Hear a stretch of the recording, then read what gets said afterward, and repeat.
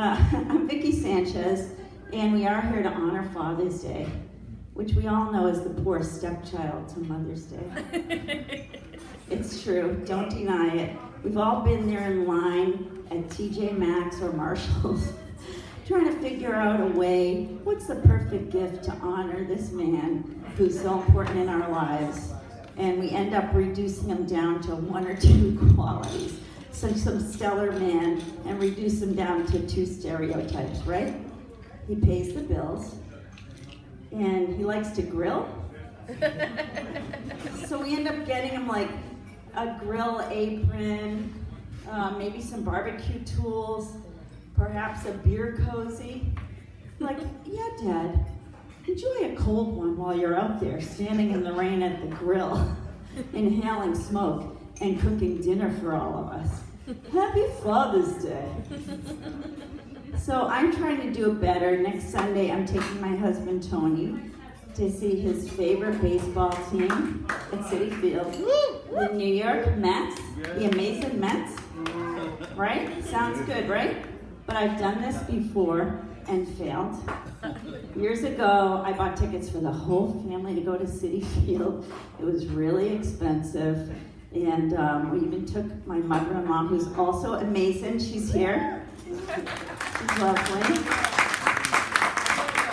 So the whole family's going to Citi Field, right?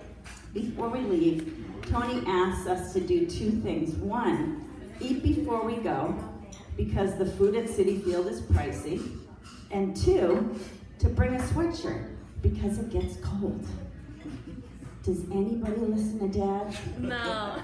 On Father's Day? No. As soon as we get there, I'm hungry.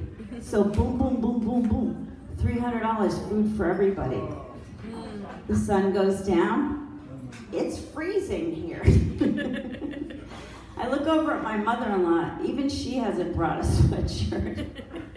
But she's a trooper. She's reached into her purse and she pulled out a plastic shopping bag, right? Shoves her arms in it and she's hugging herself. Tony goes, "Ma, are you cold too?" "No, Anthony, I'm fine." Boom, boom, boom, boom, boom. $600 in sweatshirts. Happy Father's Day. Yeah. Right? But I can top that. A few years ago, I took him to see his favorite baseball team, the New York Mets, play my favorite baseball team, the Boston Red Sox. All right, calm down. Calm down. We're in fourth place. I take him to see the Mets play the Red Sox. And of course, the game is in Boston. And I make him drive. So we drive all the way up to Boston, and then he's looking for a spot, finally pull in. As soon as we sat down in our seats, the Red Sox take the field, and the crowd goes crazy. They're like, and they're throwing things, screaming, carrying 8 Sam Adams, because why make 2 trips? And I'm right there with them. And I look over at my poor husband, and he's like, "Are Red Sox fans always like this?" I try to tell him, I warn anybody from New York. Everything they say about characters in Boston is all true. Good Will Hunting, all true. The Fighter, true. Paul Revere's Ride, sort of true. Ma, it's Polly. Yeah, I know it's midnight. No, I'm not in trouble. I'm at the shop, tinkering with some pewter. Ma, give me Johnny's number. Johnny, listen, it's Polly. It's 1 up by land, 2 up by sea. Chowderhead, listen, it's 1 up by land, 2 up by sea. Big Poppy, put 2 shillings on 1 up by land. Ma, keep my supper warm. I'm gonna be late. So poor Tony, he was so flustered by these Boston fans. I thought he was gonna have a heart attack trying to figure out where we parked our car. Happy Father's Day. Oh my God.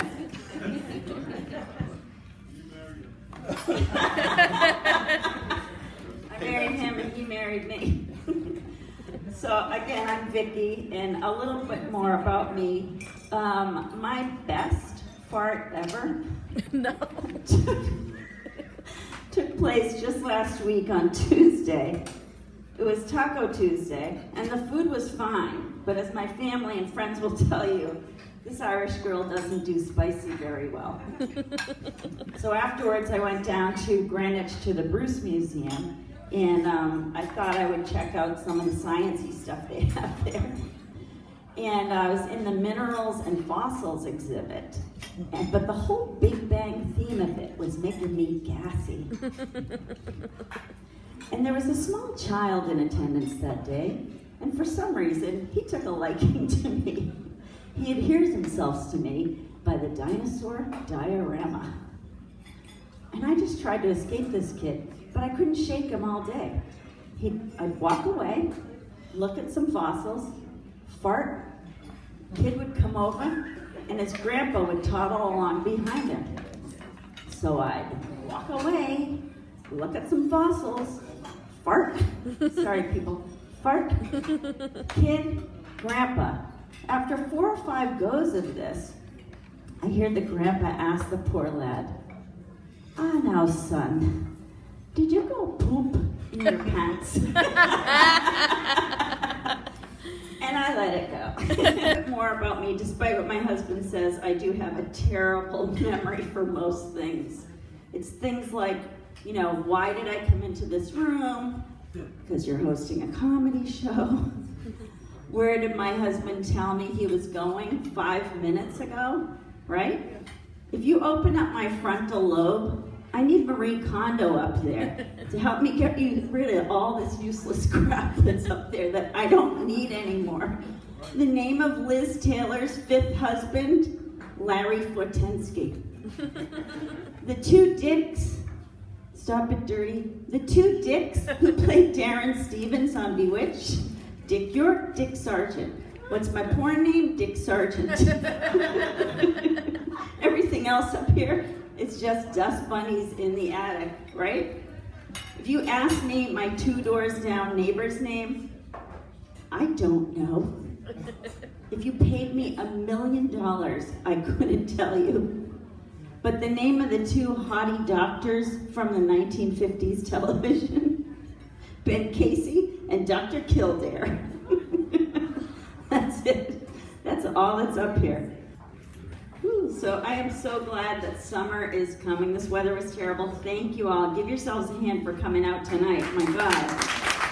It's been awful. Our daughter is up here from New Orleans, and she speaks French. Laissez le bon temps rouler, right? It means please bring the nice weather up with you.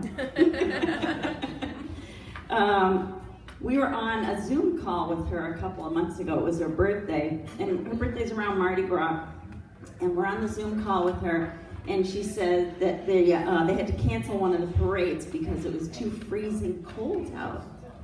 Now, she's down in New Orleans, and we're up here in New England in February, freezing over the Zoom call screen. So we said to her, "Cold? How cold was it?" What'd she say? 50 degrees. 50 degrees is cold to her. All right, honey, call me when your beignets freeze off. Okay? By the way, that is my real family over there. They're not actors.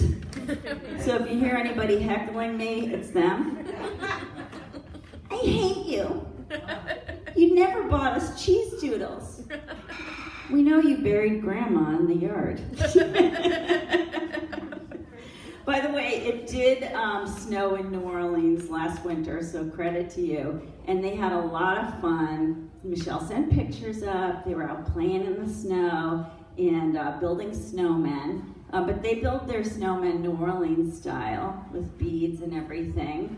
And one of them even had little boobs and tiny stick arms, like, whoop. And rearrange the furniture like I always do. So my husband and I like to go to flea markets. We used to go to Monger's Market up in Bridgeport. Have you been there?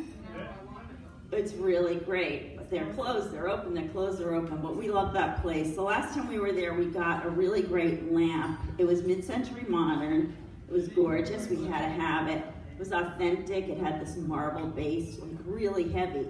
So the two of us, after we bought it, it took two of us to carry a stupid floor lamp out the door. So then Tony goes to get the car because he's the man. I always make him go get the car. While I stand on the corner with this floor lamp. Do you know that 4 people went by and said to me, "Nice lamp." And to think I used to get those compliments. Oh my God. We also go up to Elephant Trunk Flea Market up in New Milford. Have you guys been there? Anybody been to Elephant Trunk Flea Market? Yeah. Well, they're only open on Sunday mornings, so some of y'all skip church. One time we were up at Elephant Trunk, and I found a lie detector kit. And I thought, now I need that, so I'll know when I'm lying. One thing I hate to find at a flea market, though, is a carousel horse. It's so scary. They look like they're screaming in terror, right? And the pole, they're like, "Help, I've been impaled. This pole in my back." Now that you can't unsee that face, I used to do a chin exercise that looked like that, and it worked. Everybody want to do it with me? Okay. Play along. Tongue out. Tongue out. Chin out. Carousel horse. Give yourselves a hand. You guys are great. Your chin will thank you. Your chin will thank you. I